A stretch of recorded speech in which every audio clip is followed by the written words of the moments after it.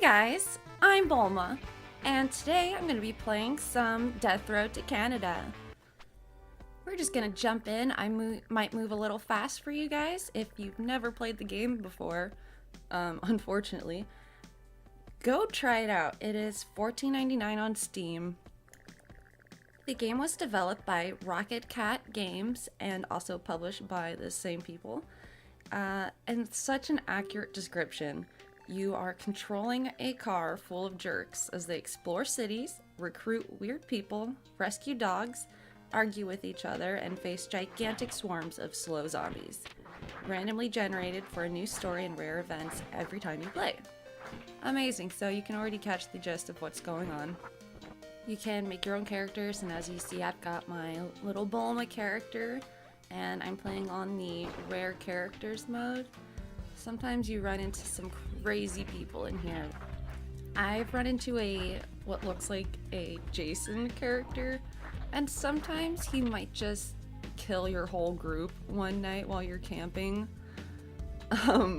Or there's a Garfield character, but I guess they didn't want to do like the whole copyright thing, so he's just like, they don't actually name him Garfield, but he says things like, I hate Mondays, and it's lasagna, so you put the pieces together.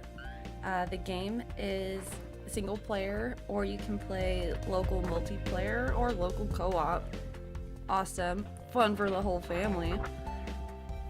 There's a lot of elements you want to watch out for, like sometimes being sassy or being brave will get you killed in this game.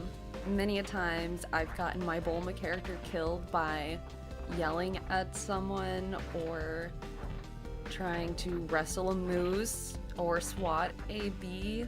Like, the most craziest stuff happens. It's such a cute little game. And I mean, you're fighting zombies, and usually, you know, we're all pretty tired of the zombie genre, I would say, but this does it very nicely. So, like I said, there's different game modes. We're playing on the rare characters mode. And in this mode, it takes us 15 days to get to Canada. You're starting in Florida and driving all the way up to Canada to escape the zombie invasion. Other modes on this game that are 15 days are the Death Road normal mode, Familiar Faces mode, Deadlier Road mode, Familiar Extreme, and Rare Extreme. If you want to have a shorter gameplay, there is the Short Trip to Heck mode. And if you want a longer one, obviously, the Long Winding Road mode. And last but not least, the Marathon mode, having the most days to Canada. So I wanted to give you guys some tips on how to stay alive and make it to Canada. Here's what I do, is I try to collect everything I can at each location, stay as long as I can, unless I'm running low on party members and we start dying a bunch. I don't want to lose more than one person at a location if I can. And if I do, then I look for any rescue events that I can go in, fight through some zombies, and hopefully come back out with somebody. There's sometimes you run into fights with people. You can tell by the events, like if sometimes the bandits will seem nervous, and then usually yelling at them will work, and they'll go away and they won't rob you. Most of the times you want to avoid them or just plow through them. That's what I do. I just avoid fights, man. These random events in the game are insane. Like I said, I died from swatting a bee once. And sometimes you'll run into a house that might have loot in it, and they'll say, it's dangerous, do you want to send one person in or everybody? I typically will just send one person in because I'm not going to risk my whole team. And usually I'm pretty lucky with it, and they come back with some loot unharmed. It's great. You want to save your ammo as well. I run into that quite a lot where I'm just using all my shotgun stuff. I think you want to save that for the end of the game. And of course, you want to keep a car. That is top priority, guys. You don't want to be walking to Canada from Florida. And the reason you want to do that is because morale is super important in this game. You want all your team members happy, fed, and ready to fight. There are some pretty crazy weapons that you can get in the game as well. Here you're seeing one of my favorites, the air horn. Just because, I mean, look at that knockback, and it stuns them. It's amazing. I know maybe it might get a little annoying, but the air horn is OP. Now obviously there's gonna be some weapons that are not as strong and will break. Like, I think down on the ground below me there is a piece of wood. Yeah, that one right there. Don't pick up the piece of wood. Don't pick up the purse or the cane. There's some really dumb ones. You can even use a foam hand if you choose. I prefer the air horn though. Oh my gosh, I don't know how, I almost forgot to tell you guys. Throw anything you can. Sometimes you might not have a weapon or you'll be blocked in. You can pick up chairs and boxes and couches, things like that, random items throughout the house or store you're looting at the time, and you can just chuck them at the zombies. It's great. It really comes in handy. And you can, you know, put out a couple of them fast. Especially if your weapon has like a short life on it, you know, like I said, weapons break or need a charge up. So throw stuff, guys. Ooh. And actually you get to see here an example of me being dumb and fighting. I killed Bulma by helping out in this shootout. I should have just drove past, but I have a big heart and I'm like, oh, I'm gonna help these people out because I'd want help, but no. If this was the reverse situation, they would have driven right past me. So, wah, wah, wah, wah.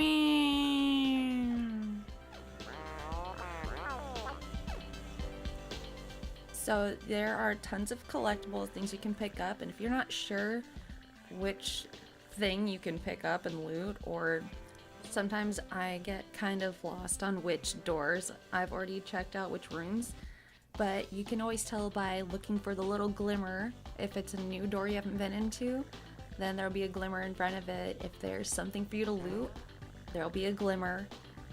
And while I'm saying that, check the toilets, guys. In one of the toilets, maybe you will randomly come across a magical toilet genie who will grant you a wish. I know one you can wish for immortality, or I think like maybe one of them was like a skill or something. I always go for immortality, so that's the one I remember. Yeah, check out the sparkles, guys. And here's a little tip that you will see me do sometimes throughout the game is I will open up a door and I'll go in and I'll just like run right back out. You know, you want to check out all of the rooms and make sure you're getting as much loot as you can, but you don't want to be wasting time or, you know, running into a room you don't need to. So open the doors, check them out, and then just book it as quick as you can if you don't need anything. You can get a mob of zombies behind you. That happens a lot. They'll trap you in, so that's why you just want to kind of move fast. So, and another tip, guys, it actually pays to be a wimp. Don't try to be a hero. Run away. I will do that quite a lot in this game. Who's this guy? I sell anime and anime accessories. Aw, we totally don't have enough food though. Trading camps are important, guys, but don't waste your supplies if you don't need to, if it's not that good. We are buying no anime today. All the weebs cry, and then we're silent. So here's a little trick on getting a speedy getaway, because sometimes your car will not want to start up. So instead of like mashing your button down and getting frustrated like I want to do, just hold it down a little longer than you normally would. And then the car will rev up and take off. So don't freak, guys. Okay, so remember guys, I was telling you about saving your guns and ammo and stuff. This is what you want to save them for, are the sieges. These can get really intense, so you want to use your hardest hitting weapons. I'm just gonna stick with the sword on these guys because the sword is awesome, but I think I should have done air horn. Hindsight. Oh, that's a good amount of tips for now. I wanted to share with you guys actually this morning, you know, preparing my breakfast. And I'm gonna be 24 here in a few months, but what do I make for breakfast, guys? Can you guess? Oh wait, I can't hear you guys. I ate some dinosaur egg oatmeal with my Star Wars color changing spoon I got from a cereal box like a month ago. It's so cool. I have one that's R2-D2 and the other one is a stormtrooper, and they turn blue and the other one turns red when you put it in milk. It's so cool. And guys, so I live in Florida and it's 42 degrees outside right now. What? Florida is in trouble. Send help. Florida is broken. Florida has stopped working. But you know, I can tell, I mean, not only can I tell it's cold because I can feel it's cold, but my color changing spoon will be in the drawer with all the other utensils and it will be blue. Just sitting in its lonesome in the drawer. It will be blue because it's that cold. But cold weather just means it's perfect for staying inside and playing video games, right? Right? Well, the PlayStation Plus free games have been announced for March, and holy crap, they're awesome. I haven't been excited with many of the PlayStation Plus free games of 2018, except for I think January when they came out with Uncanny Valley. I'm still playing that one. Loads of fun. Check it out if you haven't already. But for this month, Bloodborne is free for PlayStation Plus members. They also have Ratchet and Clank. Awesome! We already have Bloodborne. As you know, we're in the middle of a series right now on the channel playing it. But how are you going to pass up a free copy of the game? You just don't. And what's really cool is that, you know, the other players, people who've been playing it since before this, fans of the game have launched a campaign to ensure that the newcomers flooding its servers won't be alone. And I think that's really neat, you know, that they're not just, oh, screw you guys, better learn on your own, and you're gonna get your ass handed to you because we've been playing it for years. Got good, scrub! But yeah, so the event is called Return to Yharnam, and as I said, it's being organized by players to revisit and cause a spike in Bloodborne online activity, in part to make it a more welcoming place for new players. I think that's amazing, you know, bringing Bloodborne's alive again. The subreddit for Bloodborne plans to launch the event starting on March 10th and running through roughly March 24th. The plan calls for dedicated veterans to create a new character, engage heavily in co-op missions, and defeat players in PvP to create new Bell Maidens in less populated areas. You know, guys, these quote-unquote return to events seek to reinvigorate the online experience by trying to get all the fans back together, back playing the game at the same time. This is what the organizer Illusory Wall told Kotaku News. They also went on to say there are plenty of fans who aren't playing these games perpetually, but love to revisit them maybe a couple times a year. By organizing an event, we hope it catches the attention of these fans and that they can experience something that could be more special than doing it at another random time on their own. And I totally agree with that. That's like, it's cool seeing that close-knit community banded together to welcome in this new batch of players that will be coming in because the game is free. And now this Ratchet & Clank game that is also a freebie on PlayStation Plus is the most recent entry in Insomniac's long-running platform series. It's not technically an original game. It's based in part on the animated film, which itself was based on the original Ratchet & Clank. So, I mean, we'll see what's up with that. I haven't tried it out yet, but I guess we can do a Let's Play if that's something you guys would like to see. And, speaking of new games, there is a new DLC coming out March 20th for South Park: The Fractured Butthole. I brought it up last time I was playing the game. I know it's been a while, probably a month if not more since I've played the game. Sorry guys. By the way, all these games came out in January and so on, so it's just been hard keeping track of all the games we're playing. But the DLC story is called From Dusk Till Casa Bonita, and it is going to mimic a Tarantino film, but set in a Mexican restaurant. Can you guys guess which Tarantino film? Well, if you've ever seen the 1996 vampire movie From Dusk Till Dawn, that'll give you a nice clue as to what they're trying to do here. The movie is a dark comedy about a group of murderous bloodsuckers in a strip club. Fun! So this is going to be like that, except instead of a strip club atmosphere, it's going to be set in Cartman's favorite Mexican restaurant, Casa Bonita, which I kind of appreciate because, we already had a strip club fight in The Fractured Butthole, so it's nice to see something a little different, shaking it up. I'm excited, guys. We only have, 12 days or so until that comes out. I'll do some videos for sure. That'll be a great way to get back into the series. So the story of From Dusk Till Casa Bonita focuses on the Coon and Mysterion, and Mysterion's sister is trapped inside Casa Bonita with the hungry vampires, and it's your job to break in, nibble on some food, and get her out. The official description on the Ubisoft website reads, "Visit the famous family eatery and explore Black Bart's cave. Watch the cliff divers, taste the magic of Mexico, and defeat the brood of vampires."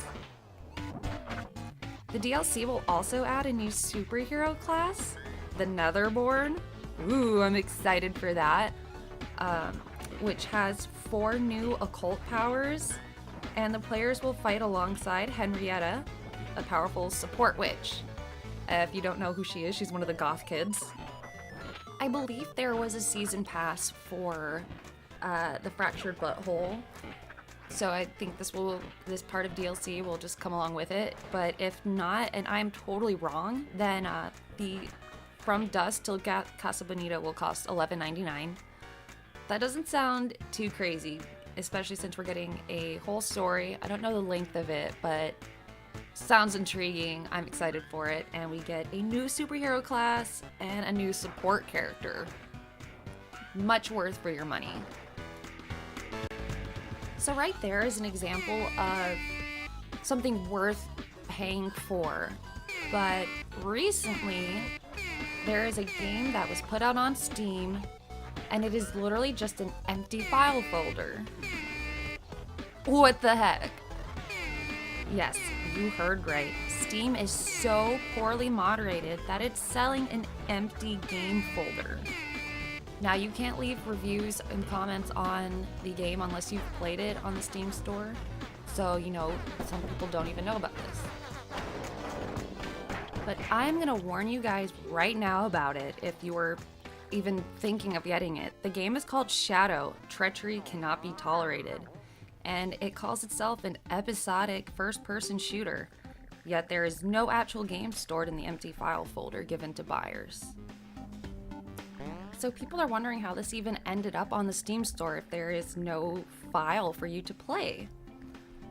Well, same thing kind of goes with the Life of Black Tiger game that they have on there. If you guys haven't heard, It is just a total crap garbage game that steals from other artists and without permission, and it's totally buggy. Just how does Steam let shit like this get on there, you know? And they also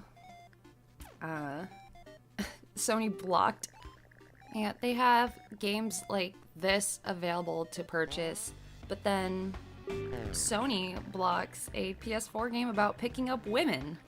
What? That sounds totally harmless. The game is called Super Seducer, and the game bills itself as the world's most realistic seduction simulator.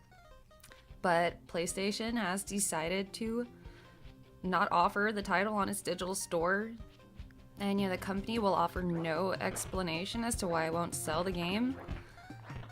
I think Sony just needs to get their underwear up out of their ass. Like, a dating simulator, you're gonna block that, but actively promote games like Life of Black Tiger? That makes no sense. Well, if you guys are interested in the game at all, it launched on Steam for $10. It does have a few add-on packs, which only go at $4 each. I don't know, play the game, try it for yourself. I don't think that this should have been blocked by Sony. Okay, now guys, I'm gonna give some maybe slight possible spoilers for Super, so if you're watching it or you're invested in it, I'd skip ahead a few minutes. And go! So from Todd Blankenship's Twitter, we hear that, in quotes, it seems that the finalized title for the last episode of Dragon Ball Super is A Miraculous Conclusion, Farewell Goku. No plot details so far. I wonder what they're planning to do there. As you should know, Super is coming to a close here at, I think in April? No, wait, it's the end of the month here. I think it's, April 1st, possibly. I wonder if this is all just, a big April Fool's prank. I guess we'll find out. Like I've said, I'm not very interested in Super at all, especially since this Tournament of Power saga totally for me. I'd like to see Goku fail for once. Something we haven't seen in a long time. It's just, they're like, oh, Goku always wins. And, that's boring, guys. You're making him a Superman. That's boring. Yeah, but I don't want to get too much into it anymore. So that's it for Dragon Ball Super spoilers, guys.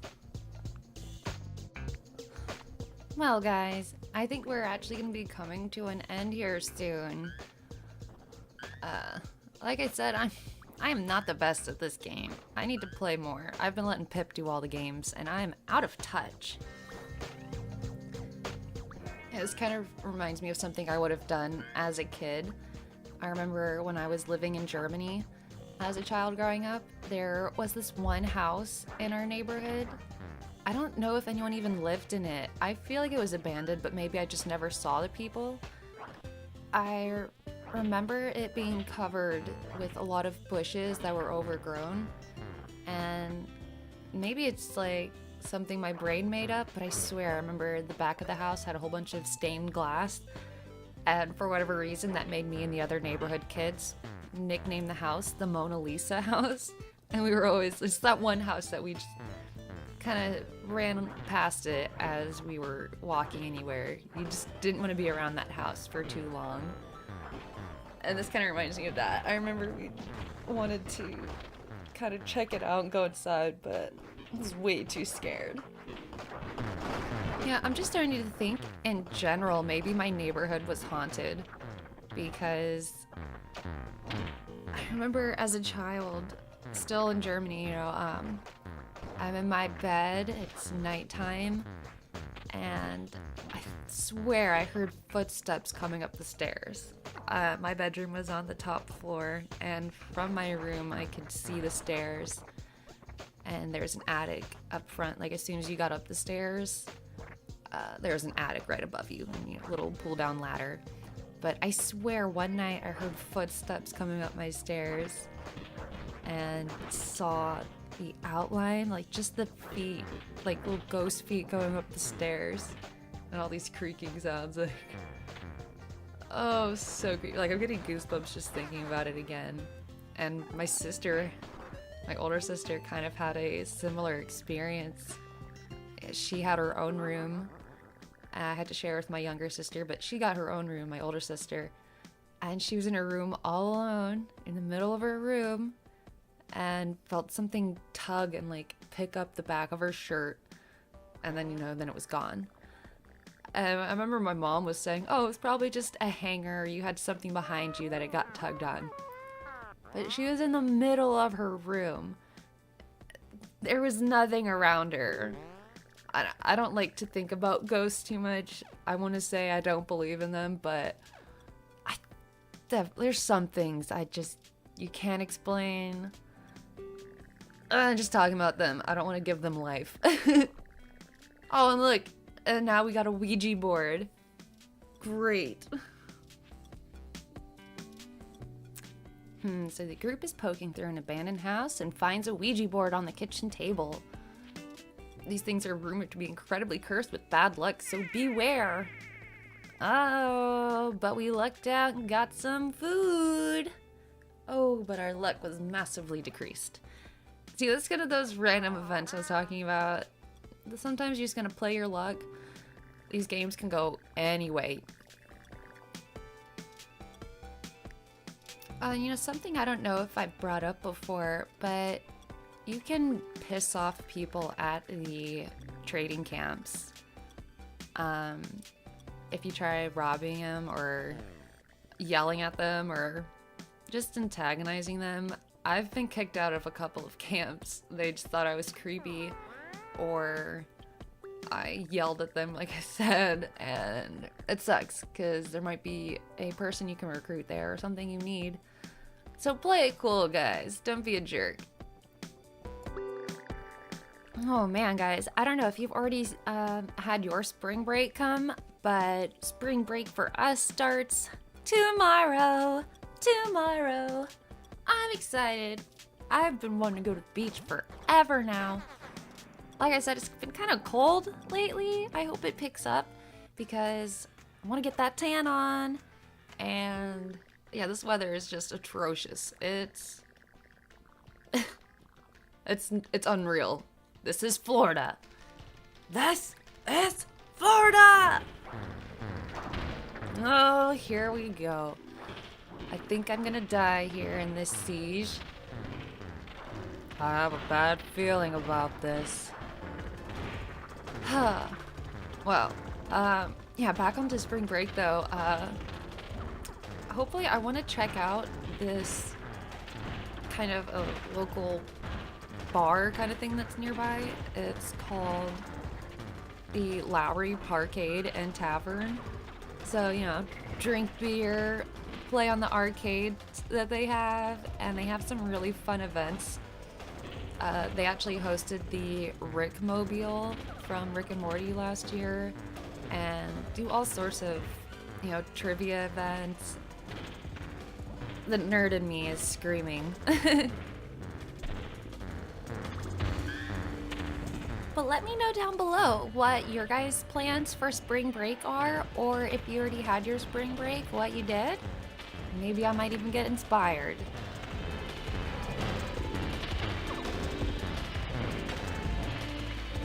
Yep. Well, we're going to be coming to a close here, guys.